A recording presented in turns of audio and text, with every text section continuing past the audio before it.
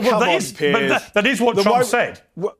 Why? Well, Trump's a liar. Why were they meeting in Oman on Sunday then? Mehdi Hasan was a guest on Piers Morgan Uncensored, going head-to-head with Piers Morgan himself over the escalating tensions in the Middle East.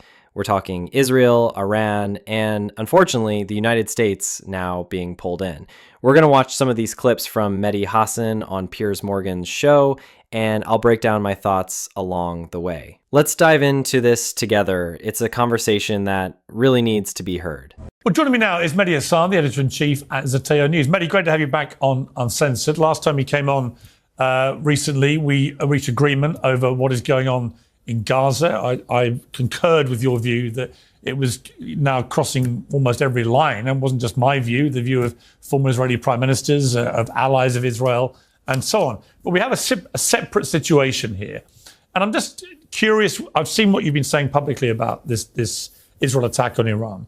If you're Israel and you see that report from the Atomic Agency, which appears to suggest that Iran has been lying, obfuscating, covering up, not allowing proper inspections and so on, and now appears to have reached 60% enrichment of uranium, which is the next stage it can reach, where now it can be imminent, it can be within months that it could potentially get to nuclear power. Can you, at least without agreeing with it, can you understand why Israel has felt threatened by that report? So, Piers, thanks for having me back. And I'm glad you started by asking about the IAEA report, because I know you brought it up with your panel as well. And I just want your viewers at home to be clear, because you described it accurately a moment ago, what the report says. I've read the 22-page report, came out May 31st, declassified. But on Friday, I was disappointed to see you tweeting about, you said the report exposes an imminent nuclear threat from Iran, which could justify a preemptive strike. What we saw on Thursday night from Israel was not a preemptive strike. It was a preventive strike, which is illegal under international law. It's what George Bush and the neocons claimed the Iraq war was against Saddam Hussein, which you and I opposed, rightly so. And that IAEA report does not expose an imminent nuclear threat. It says what you just said it says. It says that they haven't been cooperating very well. It says their level of cooperation has been, quote, less than satisfactory. It says some of their technical answers about their program have lacked credibility. It says they've impeded some of the inspectors. It says that they were working on some kind of military program pre-2003, which is what US intelligence has also said. Those are all bad things, Piers. You and I can both agree those are bad things, and Iran should not be doing those things. And the IAEA board voted to say they're in breach of their obligations. But that's not an imminent nuclear threat. The report does not say Iran poses an imminent nuclear threat. Your tweet was wrong on Friday. I think it's as I just said. When it says 60% enrichment of uranium, it's the next stage that somebody who wants to create a nuclear bomb, right? So imminent, look, what do I mean by imminent? As I said in the panel, it can be weeks, months, a year, whatever, but they've reached a stage of enrichment. No, it can't, Piers. But they have the capability to take it to another stage and create a bomb. Yes. So let's find more agreement between us. I agree. That is capability, right? They have enough highly enriched uranium to build up to 9 bombs, I believe. They have 400 kilograms of uranium. So that is an imminent threat if it's in the wrong hands, right? We can agree on that. No, it's not. But why not? No, because unfortunately having a civil nuclear program is totally fine. Having enriched uranium is fine. The issue is if you weaponize it and have a weapons program. And Tulsi Gabbard, no friend of radical Islam, Donald Trump's director of national intelligence, said in March that the US intelligence community's consensus view is that Iran is not building a nuclear weapon, does not have a nuclear weapon, has not authorized a nuclear weapons program. The IAEA, Piers, in that report, you must have seen the line in their summary, said there are no credible indications of an ongoing, undeclared, structured nuclear program. Even the IAEA says there's no nuclear weapons program. Their boss, the IAEA chief, Piers, said last week, you cannot attack nuclear facilities in Iran. So, no, it's not an imminent threat. And under international law, Piers, this is the key point. If a weapon is a year away, you cannot say we're under imminent threat. That does not give you a right to self-defense. Otherwise, everyone in the world would go around just bombing people. You and I oppose Russia's invasion of Ukraine. We agree on that, right? Putin claimed that Ukraine would one day attack Russia with NATO support. That's why I'm doing it. That was a bullshit argument. You and I rejected Putin's bullshit argument in Ukraine. You and I have rejected the Israeli bullshit argument now in Gaza. You don't believe what they're saying about Gaza. I don't know why you're believing them on this when you were rightly calling out the bullshit from the UK and the US in 2003 over Iraq. Saddam Hussein was not an imminent threat. And Iran was not an imminent threat, and Israel attacked them illegally last week while there were nuclear negotiations going on, Piers. One last point. If Israel cared about stopping a nuclear weapon, you would go back into a nuclear deal that prevents Iran from a weapon. And guess who they killed on Thursday night? Not just generals, Piers. They killed Ali Shamkhani, the lead nuclear negotiator who was supposed to be in Oman yesterday with the Americans and who went on NBC a month ago and said, we're very close to a deal. We're willing to give up highly enriched uranium. But Trump did say, didn't he? Trump did say, but hang on the deal, Trump said, look, you've got 60 days, right? And Israel attacked on day 61. In other words, they gave Iran the chance to negotiate. Well, that is what Trump said. Well, Trump's a liar. Why were they meeting in Oman on Sunday then? Well, if there were only 60 days, why were the Americans supposed to be meeting yesterday? All I'm saying is, it is a fact, the sequence of events. Answer the quiz. Hang on. It's not a fact, though, is it? It's not a fact. It is a fact that Trump said 60 Sunday, days. Were they not? It is a fact he said 60 days. But that's a lie, because but that wasn't a 60 days, otherwise we bomb you. That was Netanyahu. By the way, let's be clear. I agree. Netanyahu wants this war more than Trump. I agree. I'm just saying that Netanyahu did wait. He did wait till day 61 of Trump's 60 days get a deal done. No, because why was there a nuclear negotiation scheduled on Sunday between the Americans and the Iranians, which is now not happening? Who benefits from that? Netanyahu. The hawks who want a war. They don't want a deal. Otherwise, you wouldn't kill unless you think that Trump tacitly wants this to happen, which he might well do. Maybe. I mean, I don't try and mind read Trump. You can. You know him better than me. The man's a liar. He's erratic. He's unhinged. Who knows? I mean, he claims to be anti-war. Remember all that bullshit? I came on your show last year, Piers. How many times did I hear people telling me bullshit about Trump being anti-war? Mehdi Hasan is absolutely on point with everything he's laying out here. Let's start with the so-called anti-war claims around Trump. Like, does anyone really believe that anymore? Even a lot of MAGA folks, even some of the big MAGA commentators are starting to admit, yeah, maybe we were wrong about Trump being anti-war. What's wild to me in this whole exchange is how Mehdi and Piers are debating whether Iran is an imminent threat. Like, if a country is supposedly a year away from nukes, fine, let's say they are, doesn't that make them a threat? But then what does that make Israel and the United States? The US has the largest nuclear arsenal on Earth. Israel has nukes too. So by that same logic, is Israel a threat to the region?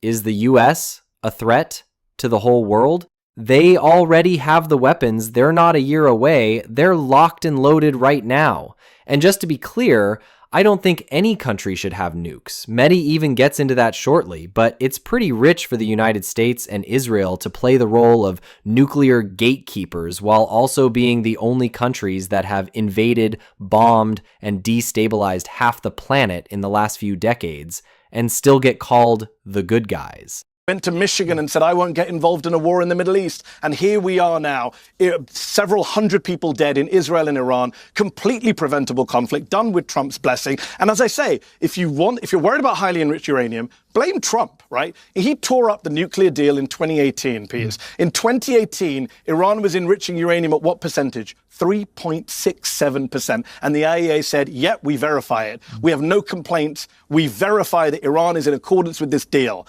And Trump tore it up. And today, 60% highly enriched uranium, 400 kilograms. That's on Donald Trump. We had the JCPOA. But aren't you just there? Aren't you just, if you don't mind me saying, aren't you just explaining very articulately why Israel has got so twitchy about this? Gone from 3% to 60%, as you said. That's not a small... But who did that, right? But hold on, that's a self-fulfilling prophecy. You can blame who you like, but the way you described that sounded to me like you were presenting a fast-moving imminent threat. No. Okay, it's a good question. Let me answer it. No, what I was presenting was that there was a deal that worked. Trump and the Israelis tore up the deal that worked.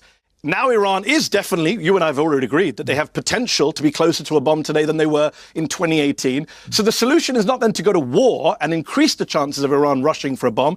The solution is to go back into a deal, to negotiate an agreement. Piers, just for your viewers, there are only two ways. Every military expert agrees, every US general agrees. There's only two ways to stop Iran from having a nuclear bomb. Number one is to invade and occupy the country and destroy every facility yourself. Number two is to have an agreement in which Iran agrees to stop enriching uranium at 60% or 90%, right? Those are the two options. I don't agree with that. If other people prefer invasion there's actually or a third option, because what's the third option? The third option is doing exactly what Israel's doing now, which is using air power. No.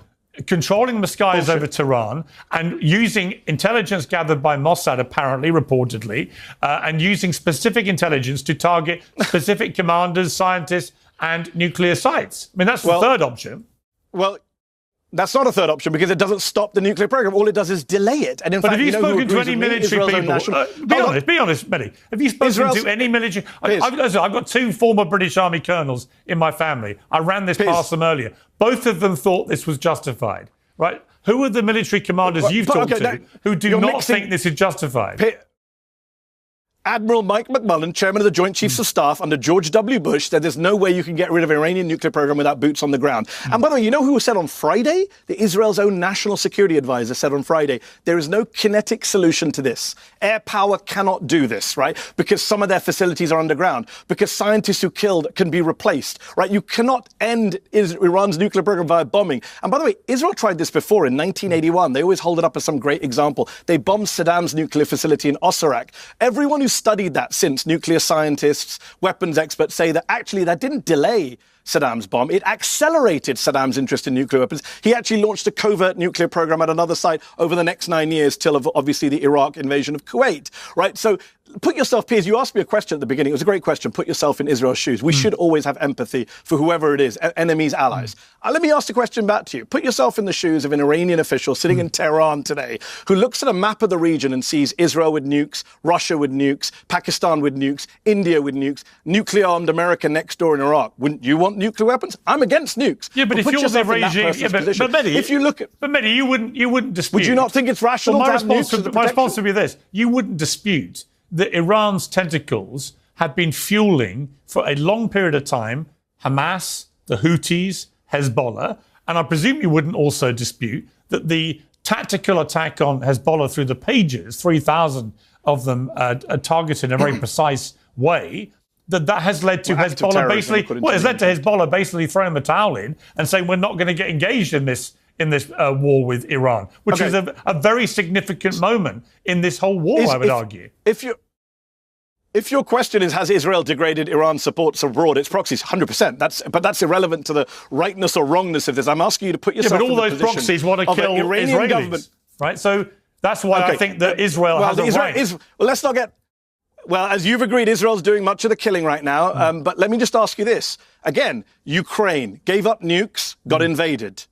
Saddam Hussein gave up nukes, got invaded and executed. Gaddafi gave up chemical weapons, got invaded, raped and killed. Again, if you're the Iranians, are you not looking at this thinking, this means we need nukes? I would rather not give them an incentive to go get nuclear weapons. I'm anti-nuclear weapons for anyone. So I don't want Iran to have nukes. But the best way for Iran not to have nukes is not to attack them. That makes countries want to have nukes more. It's just rational to go, oh, the countries who have nukes like North Korea, they don't get invaded. So why give them an incentive to get more nukes? Why not actually have a weapons of mass destruction-free region? You know which country does have nukes in the Middle East? Israel, in violation of UN Security Council resolutions. You know which country doesn't allow IAEA inspectors into the country? Israel. You know which country hasn't signed the NPT, unlike Iran? Israel. We should talk about Israel's nuclear weapons, which actually incentivize others in the regions, not just Israel, Turkey, Saudi Arabia, to think about nuclear weapons of their own. I'd rather not have more nukes in the Middle East with anyone. Mehdi Hasan, great to have you back on Uncensored. Thank you very much. Piers Morgan straight up brushes off what I think was a very reasonable argument from Mehdi Hasan. The idea that no country should have nuclear weapons, period. But if we flip the script and look at it from Iran's perspective, when they see Israel sitting on a stockpile of nukes, isn't it logical that they'd want to level the playing field? I'm not saying that's good for the world, it's not, and I agree with Mehdi. We'd be better off if nukes didn't exist at all. But Mehdi brings up another crucial point. We had a deal under Barack Obama that was working pretty well. It was keeping Iran's nuclear ambitions in check. Then Donald Trump, the anti-war guy supposedly, couldn't wait to tear it up. And now look where we are, things are worse. So how much longer can MAGA supporters keep pushing this narrative that Trump was anti-war? The receipts don't match.